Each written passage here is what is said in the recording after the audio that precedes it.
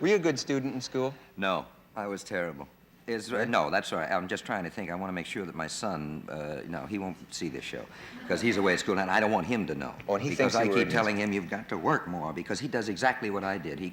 He's talented musically, and he's a good painter, and he's a good actor. I don't push him in any of those directions. I'm delighted, especially about the music and the painting or anything creative, you know.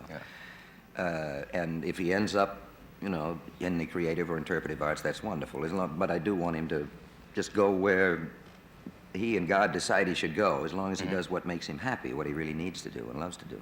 But I was terrible because as long as I can remember, I wanted to act, and I would act anywhere, anytime. If I was like at Harvard, half the time I was on probation with low marks or marks barely, you know, good enough to stay in there, and so I'd have to act under another name, because if you were on pro, then you couldn't have any extracurricular activities, like doing a show with a dramatic club or the Pudding or anything. So I'd use Timothy Orange or Georgie Kunclide or Max Gunfars and any name. Horrible. I have billboards, you know, and programs with about 7 different names of shows that I did. And they never caught you? No, they never did. And I think that if they did know, well, it's such an enormous university that they really didn't know. I don't think anybody really knew me personally. I made sure I never went in any dean's office, or I was just somebody, a face that they saw now and then. So who is that? They didn't even know if I went there. Do you see your old college roommates ever? Have you kept up with them? Some, yes. A few have stayed very close friends through the years.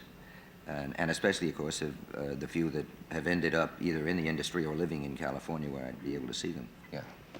You know, I saw Mr. Roberts on TV one night, and that role that it's Ensign Pulver, that you play in that, seems so your role. I can't imagine anybody else ever playing that. How did they know you were so right for that? I don't, it is a total fluke. You talk about luck. Remember before I was saying an element of luck. Well, in this crazy, insane business, even above and beyond luck, things happen that I will never fathom. When I did go out to Hollywood, and I had the first part opposite Judy Holliday, and It Should Happen to You, I think it was some terrible title. But it was a good film. Anyway, while I was there, I also did a test for the part of an 80-year-old man in a film called The Long Gray Line that John Ford was going to direct. Ty Power eventually played the part. At any rate, they spent days pouring this substance all over your face, and they put 2 straws in your nose so you can breathe, and they get the mask, and then they build a whole rubber face. And it was a 2 or 3 hour makeup job each morning. And for 2 days, I did 2 or 3 scenes as an 80-year-old man. John Ford saw the scenes, finally. He had never seen me work. And he saw the scenes, and the lights came up. I was not there. But apparently he said, he's a lousy 80-year-old man, but be a terrific Pulver. And I got the part of Ensign Pulver. Wow. Who was 21. Now, you explain that to me. The greatest part, the part I was dying to play. He could look at you and subtract 60 years. But all he saw was the test of me as an 80-year-old man, in which he thought I was lousy. Wow. But he gave me Pulver. Now, I will never to this day figure out why. Amazing. And then I bumped into him. It's funny, I had never seen him, and I didn't know what he looked like. I knew that, you know, I was in awe of him, of the great John Ford and so forth. And I knew that he was, in some people's eyes, rather an eccentric old gentleman. And I went on the set of The Long Gray Line as they were nearing the end of it. And Ford had already started his preparation for the next film of Mr. Roberts. But he was still shooting, and I was kind of curious to, you know, see what was going on and hoped I'd get a glimpse of the genius at work. And I was out about 40 feet away from the camera, out of the lights and behind all of the technicians and everything. And there was an old fella, I assume one of the grips, you know, was pulling away on an old handkerchief stuck in his mouth and wearing baggy old Levi's and sneakers with no socks. Pulling on a handkerchief? Yeah, he had a habit of putting a handkerchief in his mouth and kind of pulling on it while he was thinking. You know, like some people might bite a pencil or tug at their ear and so forth. He had very strong teeth, is what he had. At any rate, and a patch over one eye and an old frayed golf hat.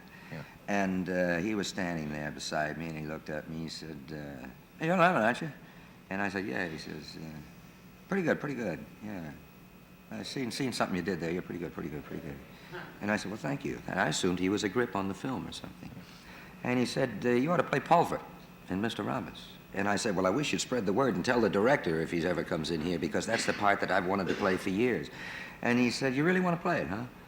And I said, yeah. He said, do you think you can play it well? And I said, yes, I honestly do. He said, okay, spit in your hand. And I said, what? He said, spit in your hand. And then he stuck his hand out, and he spitted it. And he stuck his hand out. Now I thought I had a real nut in my hand. So what is this? I said, if you don't mind, I don't want to spit in my hand. And then suddenly, with great authority, he said, it's an old Irish custom. And I said, spit on your hand, so spit on it. And I went, yes, sir, like that. And he took my hand and he said, congratulations, you're Pulver and I'm Ford. And he walked away and I almost fainted. It was John Ford. Wow. And that was it. And that was the contract as far as he was concerned. You had a salivary agreement. That was it.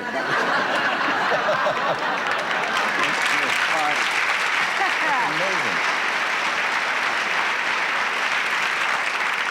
And not until that moment did you realize? No, I had no idea. I could have told you it was John Ford. Yeah, spat in my hand once and ate my handkerchief. It was an incredible thing. We will have a message from our local station. We'll be right